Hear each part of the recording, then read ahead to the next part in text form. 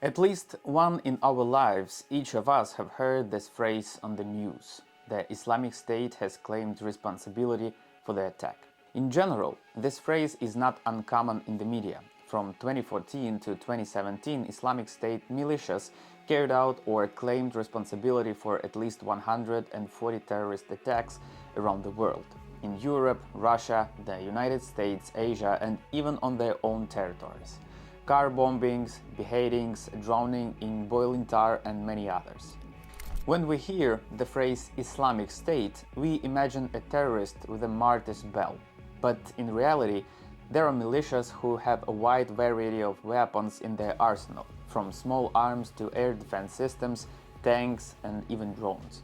They have tactics, strategy, a clear plan of action, and most importantly, ideology. ISIS was the richest and most brutal terrorist organization in the world, which positioned itself as a state. They controlled oil fields, the sex market, wheat fields, and cotton plantations. Their goal was to take over the world. Their methods are violence, and their goal is to conquer the planet. And today, I will tell you about them.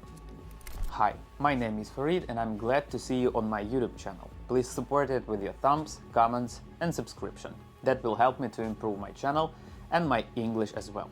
In this video, you will know who is Abu Musab al-Zarqawi and how he created the most powerful terrorist group in the planet. How at one time a small group of terrorists began to control the natural resources of Iraq and earned millions of dollars every day. What is the logic of creation of ISIS and how did they even live? How many lives have the terrorists taken and what methods do they use to deal with their enemies? Why have they never been defeated? And how is ISIS developing and functioning in today's conditions? On October 20th, 1966, a man named Ahmed Fadil Khalillah was born in the Jordanian city of Zarqa. Or maybe his name was not that at all. No one knows this, as well as his exact biography. After all, in 2 decades, everyone will call this man by the name of Abu Musab al-Zarqawi, the founder of al-Qaeda, which grew into the Islamic State, becoming the most powerful terrorist group on the planet. However, before he managed to create a terrorist organization, Zarqawi participated in the Afghan war, where he fought against the Soviet army. And when everything was over there, and on February 15, 1989, the last Soviet soldier left the country, Zarqawi returned to Jordan. Not everything was calm there either. The kingdom was engulfed in mass protest due to dissatisfaction with the economic policy of King Hussein bin Talal. He raised the prices of fuel, alcohol, cigarettes and tried to overcome the economic crisis with the decision. But not everyone liked it, and among the dissatisfied was Abu Musab al-Zarqawi. True, his methods of protests were somewhat different from others. First of all, the radicality of his decisions. He openly and purposefully opposed the king and even tried to commit several assassination attempts. For this, he ended up in prison where he served from 1992 to 1999. And this, where his story of the terrorist group that I will tell you about today begins. After all, it was in prison that he laid the foundation for global terror. It's worth adding that he already had his own gang, which was called Bayat al-Imam, a group of Salafists. A small explanation. Salafists represent an ultra-conservative trend in Islam. They are against equality, against the modernization of religion, and against any changes. And since Zarqawi was also a criminal with a background as a rapist and smuggler, his gang also engaged in smuggling, drugs, weapons, sexual slavery and propaganda of truly correct life in Islam. It's clear that only in Zarqawi's imagination. In addition, they kidnapped people, executed hostages, and all Muslims who didn't want to live by such strict rules became their victims as well. When Zarqawi left the Jordanian prison in 1999, he went to Afghanistan again. But this time his goal was to enlist the support of larger terrorist groups in order to expand their activities. At that time, this guy was in charge of everything, Osama bin Laden, the leader of al-Qaeda. Zarqawi tried to somehow instill trust, and everything seemed to work out except of a few moments. Both had different views on the development of their groups. Zarqawi believed that it was necessary to concentrate all their forces on the nearest enemies, Israel and Jordan. But Osama said that the main evil was the United States of America. All through, both were united by hatred of the Shiites, a religious movement in Islam. But even despite the differences, bin Laden cooperated with Zarqawi, but not very officially, if I may say so. The Jordanian believed that al-Qaeda was too soft in its actions, and this softness was manifested until September 2001. This is the time when al-Qaeda committed a series of terrorist attacks in the United States. The militias hijacked 4 planes. The first and second were directed at the World Trade Center towers in New York. Both structures collapsed completely in 42 minutes. The third plane hit the Pentagon, and the fourth, thanks to the actions of the crew, crashed in a desert city. The American economy suffered losses of more than $10 billion, and the entire world felt it. 2,996 people died and 25,000 were injured. This made the September terrorist attacks the largest in terms of the number of victims.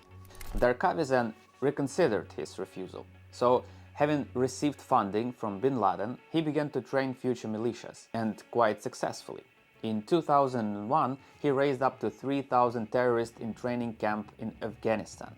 But the tragedy of 2001 could not go unnoticed. The states declared a global fight against terrorism and entered Afghanistan. A hunt was announced for Zarqawi, promising $25 million for his head, so he had to hide. He managed to visit Iran, Syria, Iraq and Lebanon, creating in parallel an essentially international network of militias. And the most famous of them is Jamaat al-Talwit wal-Jihad, which stands for monotheism and jihad. This group united around itself radicals from Afghanistan, Jordan, Syria, Pakistan and some Kurdish regions. Meanwhile, the American war on terrorism was only expanding, and in 2003, coalition forces entered Iraq to defeat the regime of Saddam Hussein. The al-Qaeda leadership reacted instantly and called on the Muslims of the world to unite in the fight against the American invaders, as they then called them. Ukraine was also part of the coalition. Since 2003, a Ukrainian peacekeeping contingent of 1,690 soldiers has been operating. They were stationed at the Delta base in the city of Elkut. In total, during the mission of 2003 and 2008, 6,000 servicemen served in the Ukrainian peacekeeping contingent, 18 of whom died and another 40 were injured. Here, Zarqawi and his fighters showed themselves in all their glory. They gained fame thanks to their violent methods of warfare. They attacked civilians with car bombs, executed humanitarian workers, slaughtered Iraqis, and so on. In May 2004, videos emerged of Zarqawi allegedly personally executing American worker Nick Berg. 3 others suffered the same fate: Americans Jack Hensley and Eugene Armstrong, and Bryden Kenneth Bigley. And this is not to mention the bombing of the UN headquarters, where dozens of employees died. You might already have a question: what is the logic of these actions? In the fact that Zarqawi was, as well as supporters, hated everything connected with America. Even if a humanitarian group brought aid, they executed all the Muslims who accepted this aid. And God forbid Zarqawi finds out about pro-American views on the desire to live in a free democratic country. This is the end. And they could have remained in the shadows. Their crimes would have remained within the borders of Iraq, if not for 2 points. The first is propaganda and journalists. Al-Qaeda's Zarqawi group and their supporters everywhere talked about the importance of a great war. Everything that happens to infidels is the will of Allah. America is evil and so on. Murder was considered the only right solution for infidels and enemies. And this encouraged people to join the ranks of terrorists. They united for the sake of a common enemy, the United States of America. The second reason is the internet. Videos of beheadings and killings quickly became popular, and this stimulated radical Muslims to join the fight and join the ranks of militias. There are real footage of prisoners, and their lives ended with everyone in the cage being burned alive. This is how Zarqawi himself described the war against coalition forces. Our eyes have seen the sons of Islam standing like mountains of the outskirts of blessed Fallujah, showing their Ummah examples of endurance, patience, and unwavering confidence. And here we come to the moment when Zarqawi decided to officially join al-Qaeda. This is the year 2004. However, with his union, not everything was so simple either. There was bin Laden's al-Qaeda and Zarqawi's al-Qaeda in Iraq, as a branch of the main organization. Despite the fact that it swore alliance to bin Laden, disagreements in policy and actions still continued.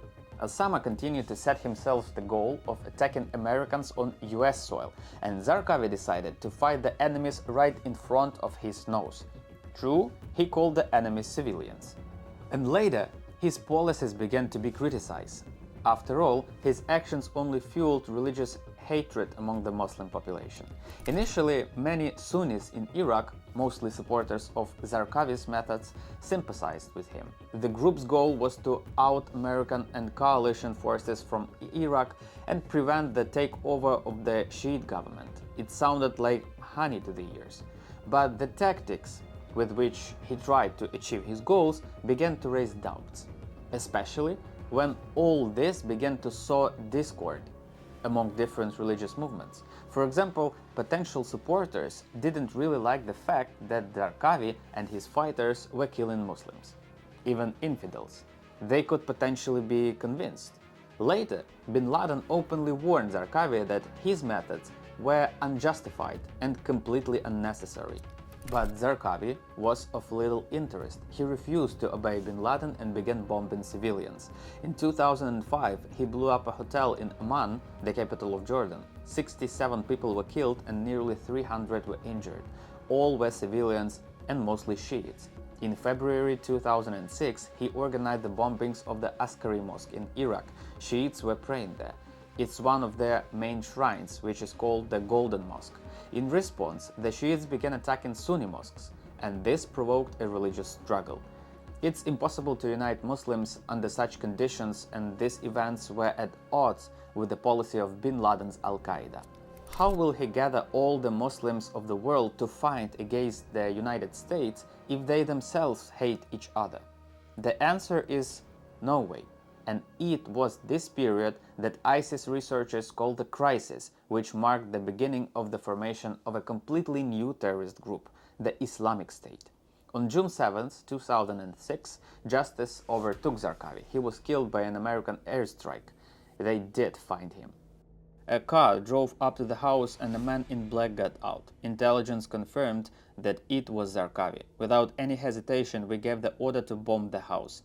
Silence, and the voice on the radio announced that the target was eliminated.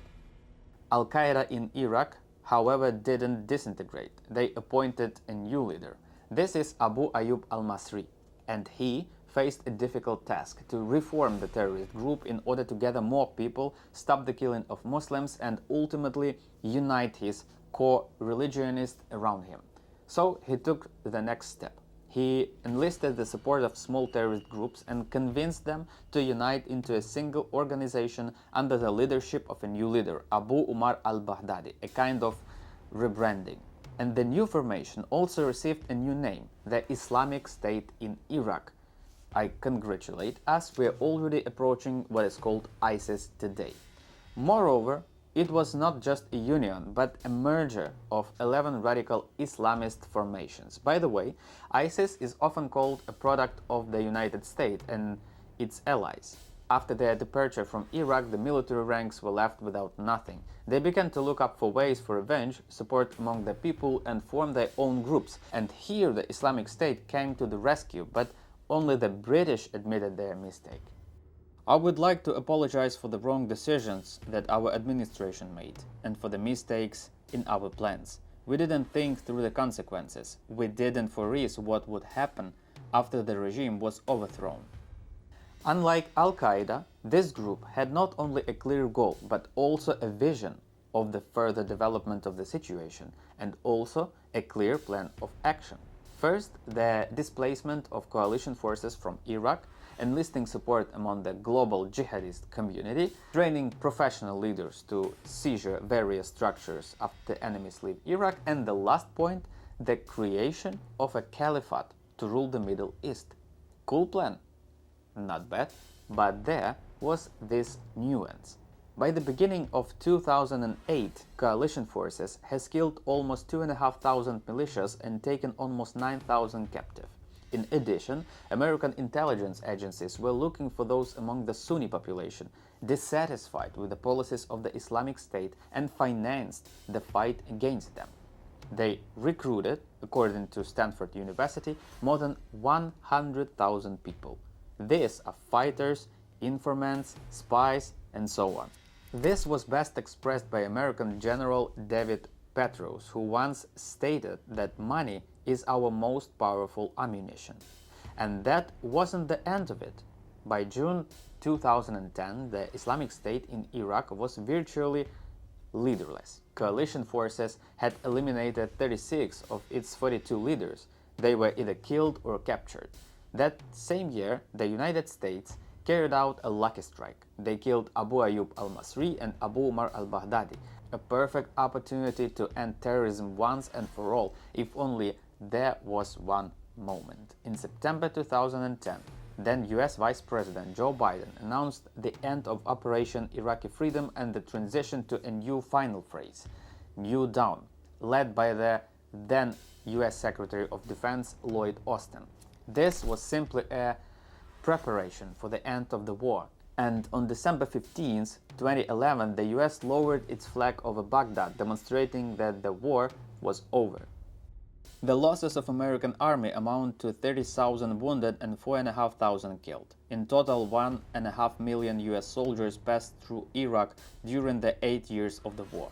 The Iraqi army and the police lost 25,000 people in death alone. About $106 trillion was spent on the entire operation.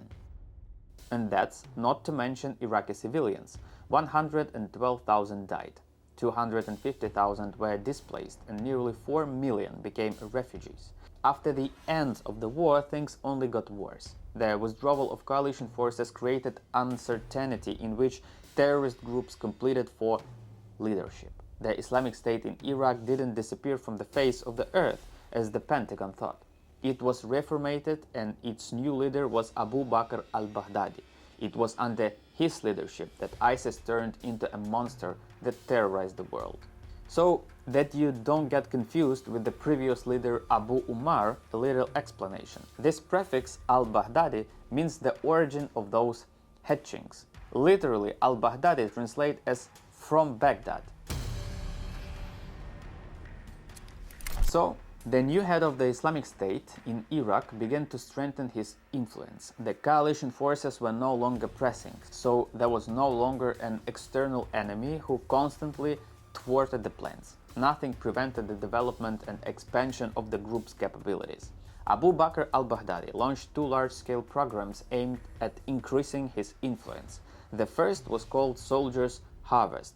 We can tell you about it briefly. This is a campaign aimed at fighting against Iraqi security forces as well as attacking prisons where Islamic State militias were held. Was this campaign successful? Very much so. According to various estimates, raidings on prisons helped free from 3,000 to 7,000 militias. The second program was called Breaking the Walls. It was directed at the government of the then Prime Minister of Iraq, Nouri al-Maliki. It was not be super short here. So, listen. Maliki was the country's prime minister from 2006 to 2014.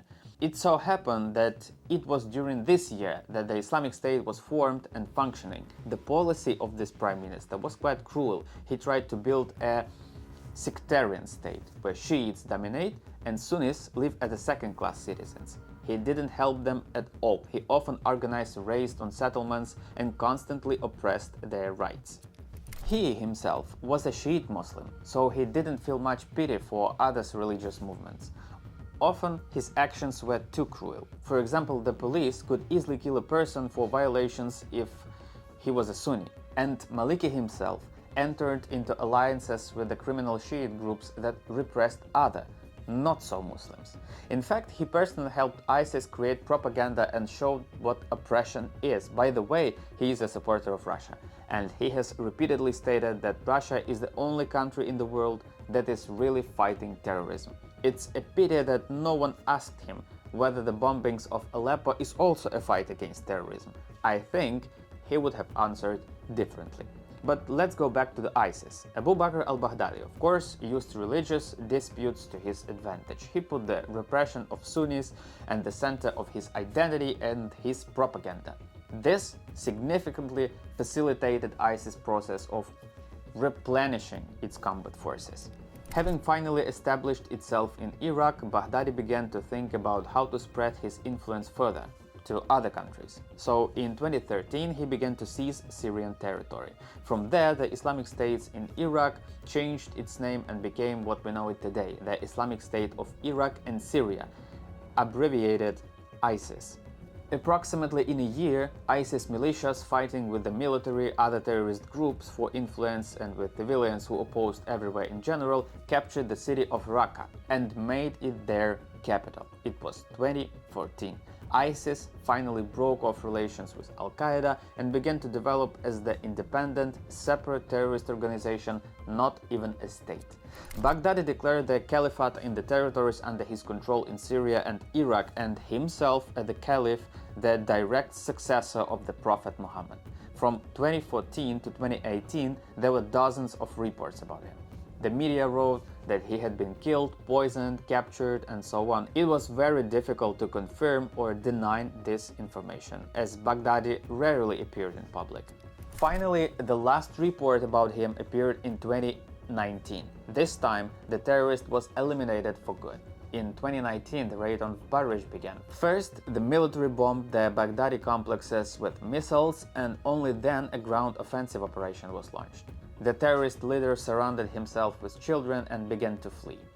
And a dog, a Belgian shepherd, Conan, rushed after him. He drove him into a tunnel and almost reached him to take him alive. But Baghdadi blew himself up. The children who were with him also died. The dog managed to react in time and retreat, and didn't even receive any injuries. For a long time, nothing was known about Conan. The commanders didn't dissolve either the name or the breed of the dog. They only said that the elimination of Baghdadi was the merit of a four-legged combat comrade. This is what concerns of the fate of Abu Bakr himself. And if we talk about ISIS as a whole, there is a terrorist where Sharia reigned under the leadership. They were a real hell. Journalists, prisoners of war, tourists, and especially people of the faith were killed in a variety of ways, from being run over by tanks to being drowned in a hot tub. And by the way, ISIS seeks to establish such a caliphate not only on its territories, but also throughout the world. So that all Muslims, wherever they are, swear alliances with the caliph and live accordingly to the laws of Sharia. That is why terrorist attacks are taking place in civilized countries and even in the Middle East.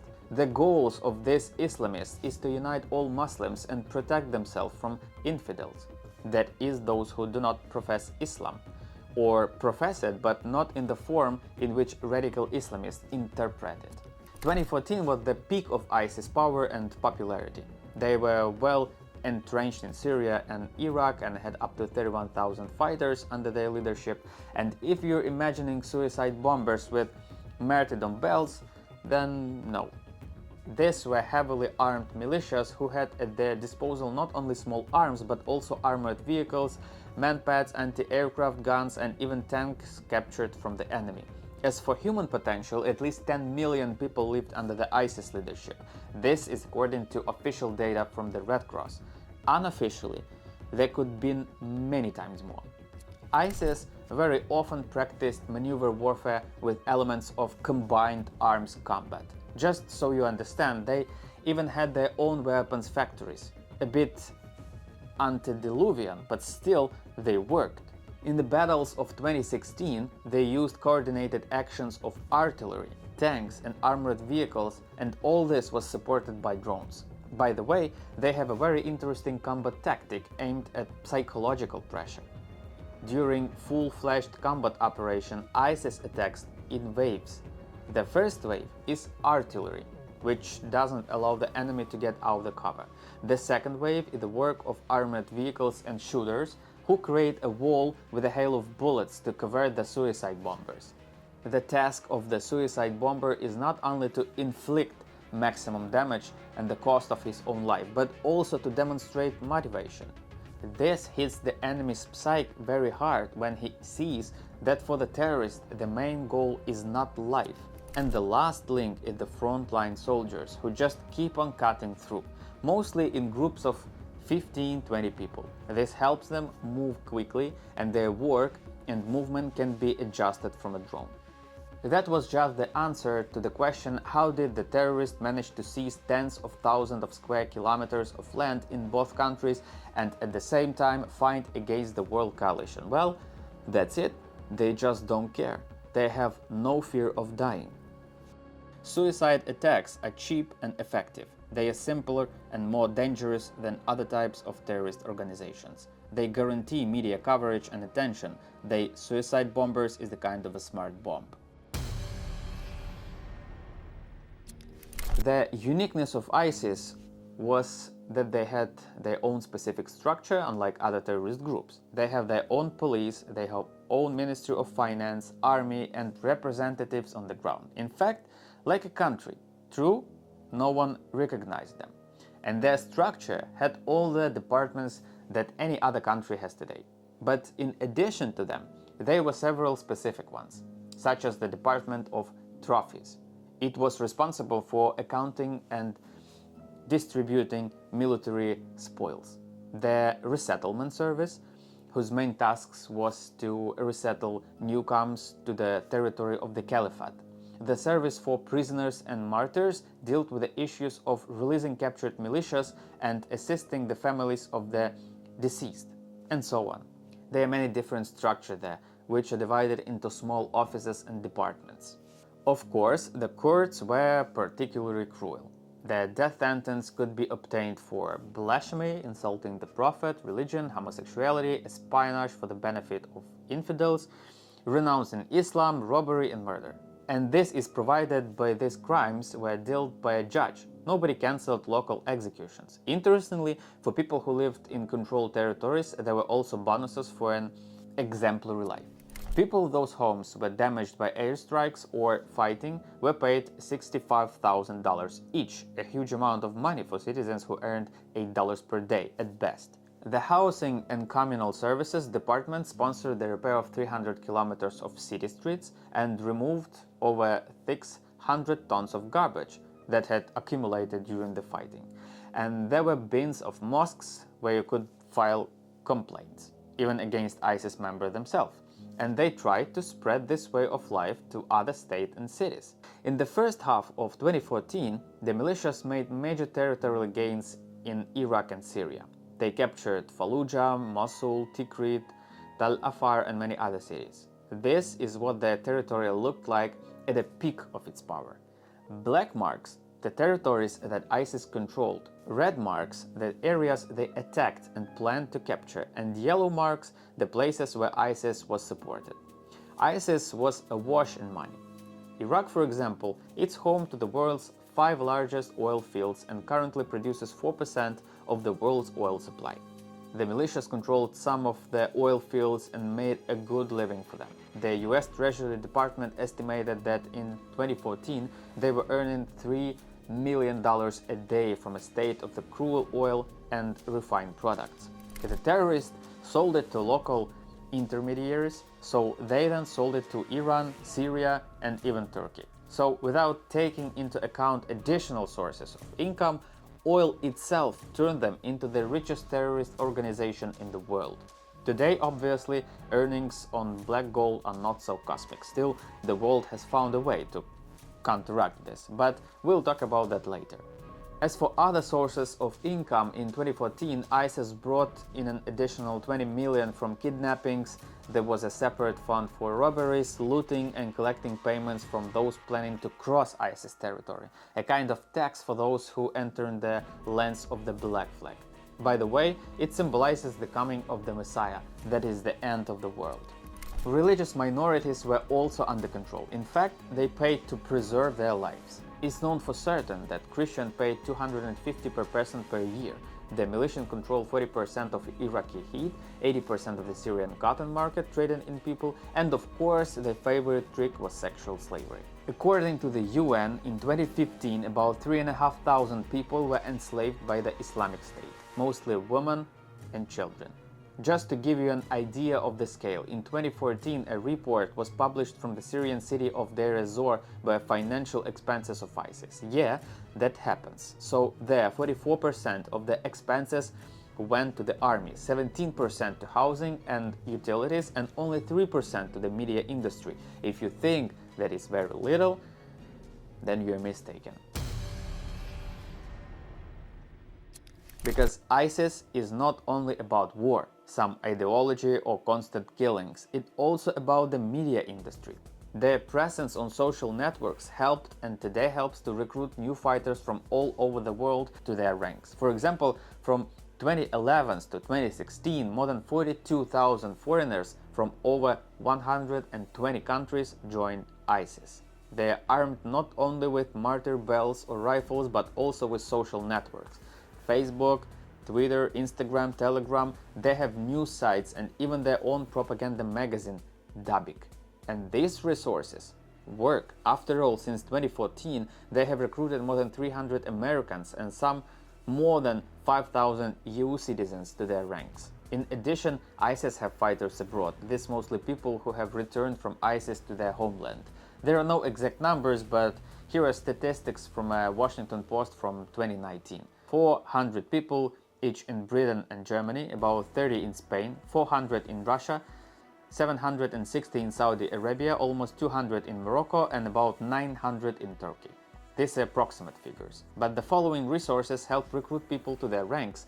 There are several of them, and they all belong to the centralized information system that is engaged in ISIS propaganda. Al-Furqan Institute for Media Production is the main information bureau. Al-Itsam Media Foundation is the ISIS video production. Al-Hayat Media Center is a foreign language propaganda for foreign users. Al-Ajnad Media Foundation is the distribution of Islamic songs, and Furat Media is materials for Russia in particular, as well as for the former republics of the USSR, Central and Southeast Asia.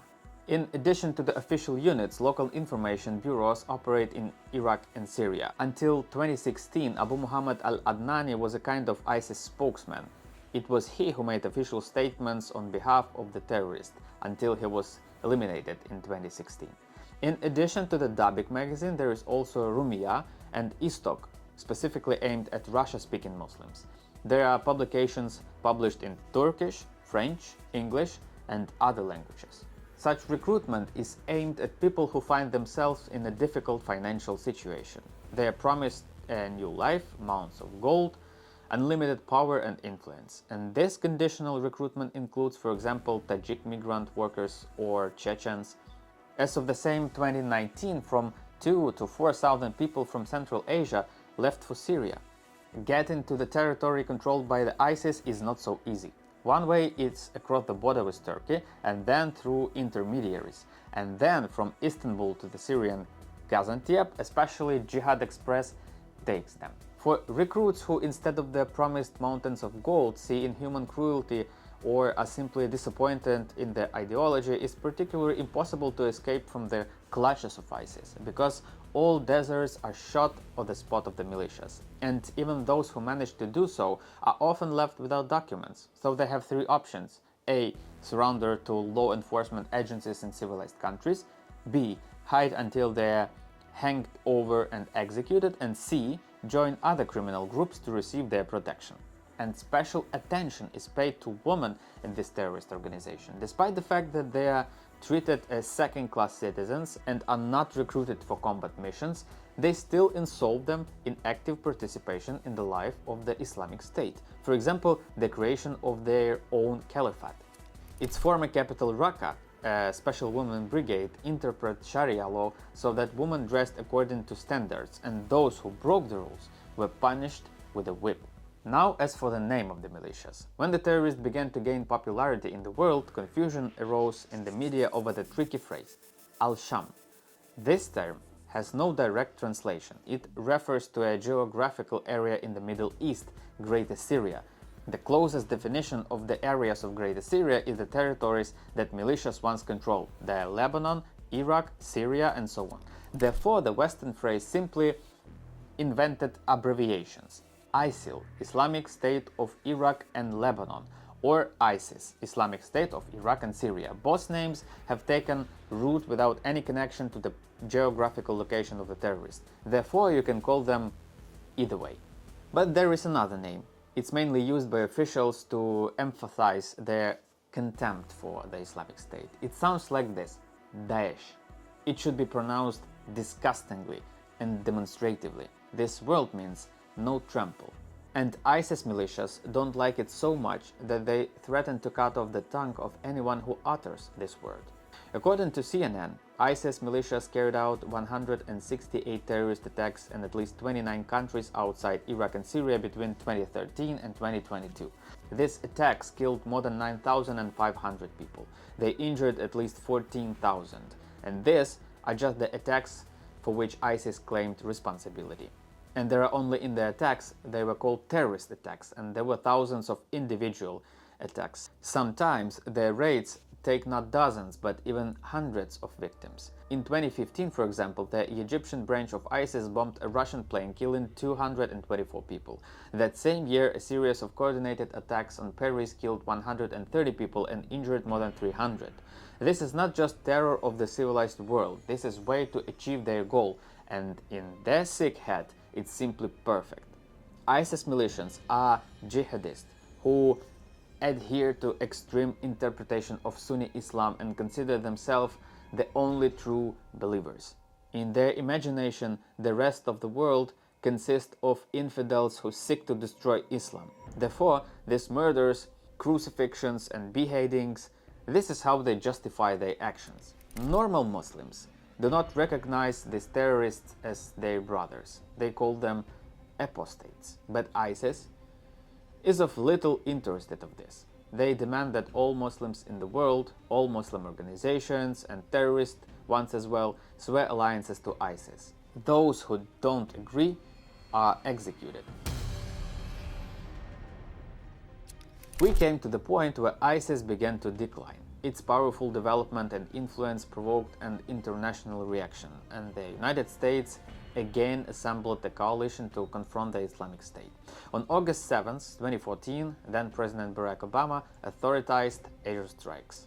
The terrorists fought back for 2 more years and even had partial success, but it all lasted only until 2016. Because it was then that a large-scale offensive campaign began against the last strongholds of the ISIS in Iraq and Syria, 2 cities, Mosul and Raqqa. The siege of Mosul lasted a long 9 months, and in the end the terrorists were able to be driven out of there. The key to the story of confrontation was also the fact that the United States struck oil fields and oil production infrastructure in order to limit access to financial resources, and it worked. By 2017, ISIS had lost control of its territories and began to return to its more traditional tactics of combat, terrorist attacks. If in 2014 the territories under their control looked like this, then in 2019 like this. That year, when Abu Bakr al-Baghdadi was killed, they lost their last piece of territory in the Syrian city of Bahus, and to this day they can no longer afford to snap or occupy new lands. That counter-terrorism campaign was very powerful. Coalition aircraft carried out 13,331 strikes on Iraqi territory and another 11,000 strikes on Syrian territory from 2014 to 2017. These attacks killed an estimated 70,000 ISIS fighters, but it also came at a high cost. As June 30, 2017, the total cost of the coalition operation against ISIS since August 8, 2014 is $14.3 billion. The average daily cost is $13.6 million over 1,058 days of the operation. But ISIS continues to carry out terrorist attacks and recruit fighters to develop its missions and create a global caliphate. The military victory over the militias didn't mean their end. For example, in 20 2018, in Syria and Iraq, they committed an average of 127 attacks per month. Roughly speaking, 4 terrorist attacks per day. They still have money to finance the militias. They withdraw hundreds of millions of dollars through their shell companies, use crypto, and even manage to invest money in Iraq. According to the last reports, they have invested $250 million in companies there. But what kind of offices these are, it's still unknown. Today, they are forming militias and gathering an army in different countries: Iraq, Syria, Afghanistan, and so on. In Afghanistan, there is a branch of ISIS which called itself ISIS-K. The last letter is the name of the province in which they are based, Khorasan. They are some of the most extremist and most brutal militias of all the jihadist groups in this country. Even the Taliban, who recently came to power, do not contact them. Only local clashes without conducting any full-scale hostilities. But it was the Taliban that became the catalyst for the next appearance of ISIS in the country. While Kabul was under American control, the terrorist groups tried not to stand out. Now they number approximately 3,000 fighters. These are Afghans, Pakistans, and Taliban who don't consider their organization cruel or influential enough. Because the Taliban seek recognition, they want international ties, and the ISIS branch influence. Therefore, they declared a hunt for the Taliban and made their murder legal according to their beliefs. That's the story. No matter how powerful the international coalition or the individual liquidations of their leaders, it's simply impossible to eradicate the terrorists once and for all, because they are scattered among millions of citizens of Syria, Afghanistan, Iraq, and other countries. And launching a ground operation is not yet an option. It will cost human lives and crazy money. By the way, the Islamists believe that the final battle between them and the coalition forces should take place near the Syrian city of Dabik. An ancient prophecy says that this battle will mean the end of the world and the defeat of all who don't practice Islam. Therefore, terrorists are trying with all their might to bring the beginning of this battle closer. And I thank you for watching this video to the end. Put your thumbs up, thumbs down, comment, share this video, and be sure to subscribe to this channel. See you later, alligators.